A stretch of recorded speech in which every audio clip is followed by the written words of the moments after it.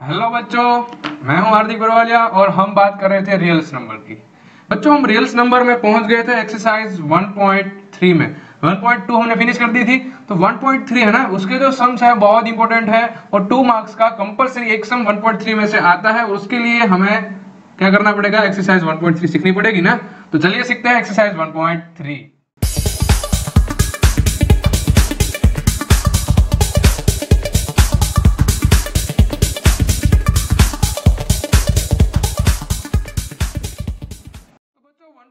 में question number 1, 2 और 3 आपके पास 3 क्वेश्चन है। यहाँ पर देखिए, पहला क्वेश्चन हमें क्या दिया है, prove that root 5 is a irrational number. Root 5 जो है ना वो इरेशनल है, हमें पता ही है, लेकिन उसको हमें प्रूव करके दिखाना है।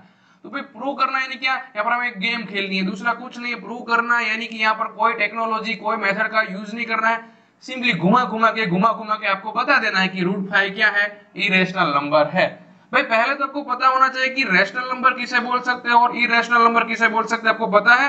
नहीं है? तो चलो सीखते हैं। पहले तो किसको हम रैशनल बोलेंगे और किसको हम क्या बोलेंगे, इरेशनल नंबर बोलेंगे। तो पहले हम हमारा फंडा जो है ना उसको क्लियर करेंगे, उसके बाद इस सम को यहाँ पर हम वापिस लाएंगे।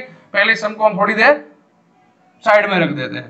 तो चलिए पहले बात करते हैं कि फिर रैशनल और इरेशनल किसको बोलेगी। तो यहां से मैं स्टार्ट कर देता हूं। रैशनल और इरेशनल नंबर की हम बात कर रहे हैं, तो रैशनल और दूसरा नंबर है इरेशनल।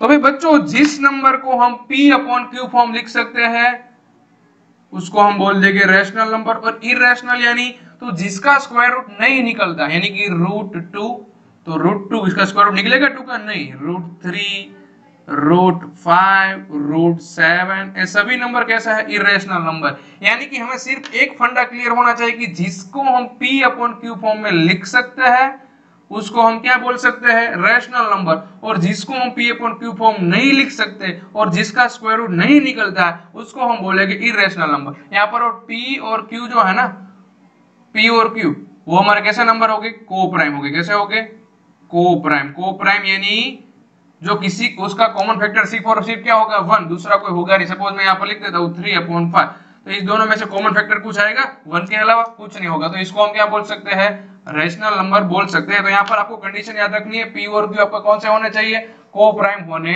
चाहिए। तो रैशनल और इरेशनल में आपको समझ में आ गया। अभी ये हमें पता ही है root 2, root 3, root 5, root 7 irrational number है, आपको पता ही है, लेकिन इसको हमें प्रूव करना है। तो प्रूव करने के लिए दूसरा कुछ तो लॉजिक है नहीं भाई, सिंपल है कि जिसका स्क्वायर रूट नहीं निकलता उसको हम इरेशनल बोलेंगे। तो अब इसको प्रूव कैसे करेंगे, तो यहां पर हमें यूज करना है कॉन्ट्राडिक्शन लॉ। क्या यूज करना है,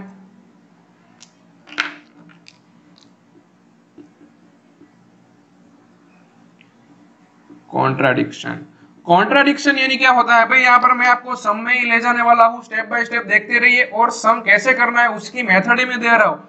कॉन्ट्राडिक्शन आपको करना है। कॉन्ट्राडिक्शन यानी क्या, विरोधाभास। क्या करना है, विरोधाभास। अगर आपको ऐसा प्रूव करना है कि रूट 2 है वो इरेशनल नंबर है, तो आपको एज्यूम क्या कर लेना है कि रूट 2 रैशनल है। ओके, हम उल्टा एज्यूम करेंगे, विरोधाभास यानी उल्टा एज्यूम करेंगे, और उसको हम बता देंगे कि जो हमने जो यहाँ पर सोचा है कि रूट 2 रैशनल नंबर है वो हमारा रॉन्ग होगा।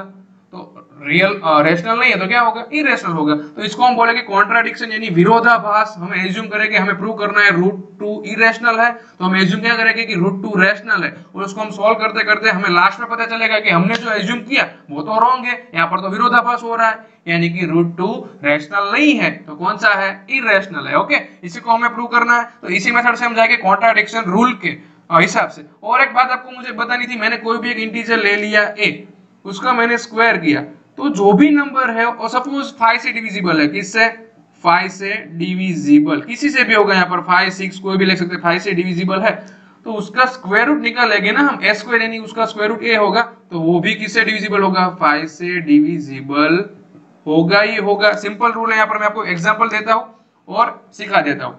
सपोज आपके पास एक एग्जांपल है, मैंने दे दिया है, सपोज 9, 3 का स्क्वायर होता है ना 9, तो मैंने आपको बोला कि भाई 9 है वो 3 से डिविजिबल है, किससे है, डिविजिबल बाय 3। तो भाई 9 का स्क्वायर रूट क्या होगा, सिर्फ 3 होगा, तो 3 भी किससे डिविजिबल होगा, 3 से होगा ही कि नहीं होगा। सिंपल रूल है कि नहीं। दूसरा कोई नंबर ले लेते हैं, सपोज मैंने आपको दे दिया है 64। चलो 64 मैंने आपको बोला कि भाई 64 है वो 8 का स्क्वायर है ना, तो 64 डिविजिबल बाय 2। चलो मैंने ऐसा बोला कि भाई 64 है 8 का स्क्वायर और डिविजिबल बाय 2 है, तो उसका स्क्वायर रूट यानी कि 8 का स्क्वायर रूट सिर्फ 8 ही होगा कि नहीं, तो 8 भी डिविजिबल बाय 2 होगा ही होगा। देखिए इसी का भी हमें यूज करना है कि भाई जिसका स्क्वायर कोई भी नंबर से डिविजिबल होगा तो उसका स्क्वायर रूट भी डिविजिबल होगा ही होगा। सिंपल, आपको पता चल गया है कि नहीं हो गया। हमने एक 1.1 में एक क्वेश्चन देखा था 6q वाला, आपको पता है ना 6q यानी क्या भाई, तो भाई 6 से डिविजिबल हो उस नंबर को हम 6q के फॉर्म में लिख सकते हैं कि नहीं लिख सकते। सिंपल, मैंने ऐसा बोला कि एक नंबर है a, कोई भी नंबर ले लिया मैंने a, ऐसा बोला कि ये नंबर 5 से डिविजिबल है, तो इस नंबर किस फॉर्म में होगा, 5 के फॉर्म में होगा। 5 के यानी कोई भी इंटीजर ले लीजिए, है ना, तो इस फॉर्म में लिख सकते हैं। ओके, मैंने ऐसा बोला कि एक नंबर a है वो किससे डिविजिबल है, 10 से, तो उसको हम क्या लिख सकते हैं, 10 के लिख सकते हैं।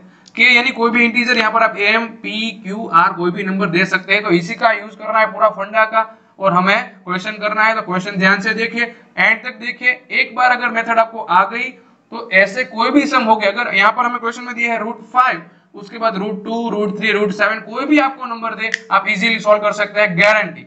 ओके, चलिए अब सम स्टार्ट करते हैं। हमें √5 को इरेशनल प्रूव करना है बच्चों, तो हमें क्या एज्यूम करना पड़ेगा, कॉन्ट्राडिक्शन रूल हमें यूज करना है, यानी कि हमें √5 को पहले क्या एज्यूम कर लेना है, फिर रैशनल है। ओके भाई, हम तो मानते हैं कि √5 रैशनल, हम ऐसा ही बोलते हैं। चलो, तो हमने जो माना है, हमने जो सोचा है, उसको हम यहाँ पर रिपीट लिख देते हैं कि सपोज, यहाँ पर से हम स्टार्ट कर देते हैं कि सपोज एज्यूम, हमने एज्यूम क्या किया है, √5 इज रैशनल नंबर। भाई मैंने ऐसा एज्यूम कर लिया है कि √5 हमारा कौन सा नंबर है, रैशनल नंबर है। भाई रैशनल नंबर होगा तो हमें √5 जो है ना उसको हम क्या लिख सकते हैं, रैशनल नंबर। मैंने अभी बताया आपको थियरी में कि रैशनल नंबर होगा तो उसका p/q फॉर्म आप लिख सकते हैं। p/q या तो a/b, कोई भी इंटीजर ले लीजिए, लेकिन फ्रैक्शन फॉर्म आपको लिखना है। कौन सा फॉर्म लिखना है, फ्रैक्शन फॉर्म। चलो यहाँ पर मैं लिख देता हूँ कि भाई √5 अगर रैशनल है तो उसको मैं a/b फॉर्म लिख सकता हूँ, सिंपल, इसमें नया कुछ नहीं है। लेकिन a और b या तो p और q कोई भी ले सकते हो, क्या होने चाहिए, को प्राइम होने चाहिए, where a and b is coprime. भाई को प्राइम वाली थियरी याद रखिए, हमें पूरा सम इसी के बेस पर करना है। को प्राइम का मतलब क्या, कि वो a और b के दूसरे कोई फैक्टर कॉमन नहीं है, सिवाय 1 को छोड़ के कोई कॉमन फैक्टर नहीं है। लेकिन मैं यहाँ पर ऐसा प्रूव कर दूंगा कि a और b के कॉमन फैक्टर 1 के अलावा दूसरा है यानी है। देखिए कैसे करता है, तो यहाँ पर हमें √5 है ना, उसके साथ b को क्या कर देना है, मल्टीप्लाई कर देना है। तो √5b इज इक्वल टू क्या हो गया है, a। अब मुझे यहाँ पर रूट निकालना है, कंपलसरी आपको निकाल ही देना है। तो हम क्या करेंगे, यहाँ पर बोथ साइड क्या कर लेंगे, स्क्वायर कर लेंगे। क्या कर लेंगे, स्क्वायर। तो चलो यहाँ पर अगर मैंने कर दिया है लेफ्ट साइड भी स्क्वायर, तो राइट साइड भी क्या हो जाएगा, स्क्वायर। तो उसका आंसर अगर मुझे लिखना हो बच्चों, तो मैं क्या लिख सकता हूँ, यहाँ पर रूट स्क्वायर है 5 को दूंगा तो स्क्वायर रूट कैंसिल, यानी सिर्फ 5 और b का square is equal to a का b स्क्वायर। सिंपल, मैंने आपको बताया a square is equal to यहाँ पर किसका फॉर्म आया, 5 का फॉर्म आ गया, साथ में 5 यानी मैं लिख सकता हूँ कि a स्क्वायर है वो 5 से डिविजिबल है। सिंपल, क्या लिख सकता हूँ मैं, a स्क्वायर जो है वो 5 से डिविजिबल है। तो भाई a स्क्वायर 5 से डिविजिबल, तो a भी 5 से डिविजिबल। हमने अभी देखा कि किसी का भी स्क्वायर अगर कोई भी नंबर से डिविजिबल है तो उस नंबर से उसका स्क्वायर रूट भी डिविजिबल होगा। यहाँ पर हमें ब्रैकेट में लिखना हो तो हम लिख सकते हैं कि therefore a square is divisible by 5। समझ में ना आया हो तो यहाँ पर वापस देख लीजिए, यहाँ पर a स्क्वायर के सामने जो भी नंबर हो ना उससे मल्टीप्लाई डिविजिबल है ऐसा बोल सकते हैं। यहाँ पर अगर 6 होता तो मैं ऐसा बोलता कि a square is divisible by 6। अगर यहाँ पर 7 आता तो मैं ऐसा बोलता कि a square is divisible by 7। अगर यहाँ पर 2 आता तो मैं ऐसा बोलता कि a square is divisible by 2। यहाँ पर a स्क्वायर 5 से डिविजिबल है तो a भी क्या होगा, a इज डिविजिबल बाय 5। मैंने बोला था ना कि कोई भी नंबर का स्क्वायर अगर 5 से डिविजिबल है तो उसका स्क्वायर रूट यानी सिर्फ a भी डिविजिबल बाय 5 होगा ही होगा। तो a डिविजिबल बाय 5 है तो हम a को क्या लिख सकते हैं, सिंपल है यहाँ पर। अब इसको भूल जाइए, अब मुझे डायरेक्ट यहाँ पर क्या कर देना है, a is equal to, a की बारी आ गई, a हमारा 5 से डिविजिबल है यानी उसको मैं 5 के लिख सकता हूँ। k यानी कोई भी इंटीजर, यहाँ पर आप कोई भी इंटीजर का नाम दे सकते हैं, उसमें कोई दिक्कत नहीं। ओके सिंपल, मैंने लिखा a इज इक्वल टू 5 के। चलो यहाँ तक सभी को समझ में आ गया, तो आगे हम जाए। चलो अब बात करते हैं यहाँ पर 5b स्क्वायर की। वापिस आ जाते हैं, हमें पता चल गया कि भाई a इज इक्वल टू हमें 5 के पुट करना है क्योंकि a हमारा 5 से डिविजिबल है। अब मैं आपको ले जा रहा हूं यहाँ से वापिस, तो 5b square is equal to a square है, ए स्क्वायर की प्लेस पर हम क्या पुट करते हैं, ए यानी 5 के पुट करते हैं। सिर्फ गेम ही खेलनी है यहाँ पर, ऐसे ऐसे ऐसे ऐसे करके हम लास्ट में प्रूव कर देंगे कि भाई रूट 5 इज इरेशनल। देखिए तो यहाँ पर 5b square is equal to हमारा 5 का स्क्वायर 25 और k का भी स्क्वायर हो जाएगा। अब बारी आ रही है b स्क्वायर की, यहाँ b स्क्वायर अब चूल्ही पर चढ़ने वाला है, तो b square is equal to यहाँ पर 5 जो है ना वो चला जाएगा यहाँ पर डिवाइड में, तो यहाँ पर हम कटिंग करेंगे तो कितना हो जाएगा 5 यानी b स्क्वायर का भी फॉर्म किस फॉर्म में आ गया 5k स्क्वायर, यानी b स्क्वायर के सामने 5 है, यानी यहाँ पर हम क्या लिख सकते हैं कि भाई b स्क्वायर है ना वो भी किससे डिविजिबल है, तो b square is divisible by 5, यानी हमारा b स्क्वायर है वो 5 से डिविजिबल है, तो b क्या हो जाएगा यहाँ पर b स्क्वायर तो उसका स्क्वायर रूट b भी डिविजिबल बाय 5। तो बच्चों a भी डिविजिबल बाय 5 एंड b भी डिविजिबल बाय 5, यानी डिविजिबल यानी उसका फैक्टर है, एक a के हम फैक्टर निकालेंगे तो उसमें भी 5 आएगा तो ही डिविजिबल होता है, और b के फैक्टर निकालेंगे तो उसमें भी 5 आता है। हमने तो ऐसा बोला था कि को प्राइम है भाई a और b में 1 के अलावा दूसरा कोई भी कॉमन फैक्टर नहीं है, लेकिन यहाँ पर दोनों में क्या आ गया है कॉमन 5, तो यहाँ पर हम लिख सकते हैं कि देयरफॉर, यहाँ पर हम बोल देंगे इक्वेशन 1 और 2 इसको नेम दे देंगे इक्वेशन नंबर 1 और 2, इसको हम बोल देंगे 1 और इसको हम बोल देंगे 2, a भी डिविजिबल बाय 5 एंड b भी डिविजिबल बाय 5, तो देयरफॉर यहाँ पर हम क्या लिख सकते हैं, therefore from equation number 1 and 2, 1 और 2 हम देखते क्या लिख सकते हैं यहाँ पर a एंड b, a और b को कॉमन फैक्टर कौन सा है, having common factor 5।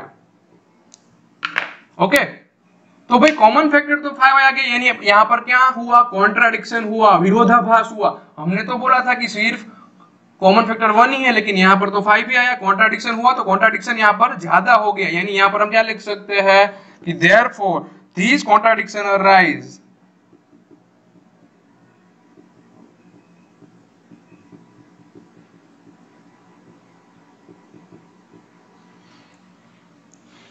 Arisen because करके आप क्या लिख सकते हैं यहाँ पर अवर इनकरेक्ट एजम्पशन,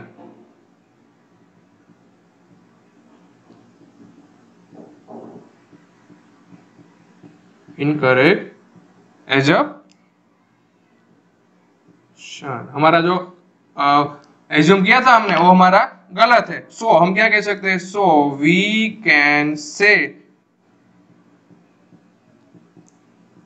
दैट कि हमारा जो नंबर है ना रूट कौन सा क्वेश्चन में 5 इज रैशनल तो नहीं है, तो क्या हो जाएगा इररेशनल नंबर। समझ में आ गया आपको पूरा सम कॉन्ट्राडिक्शन कैसे करना है।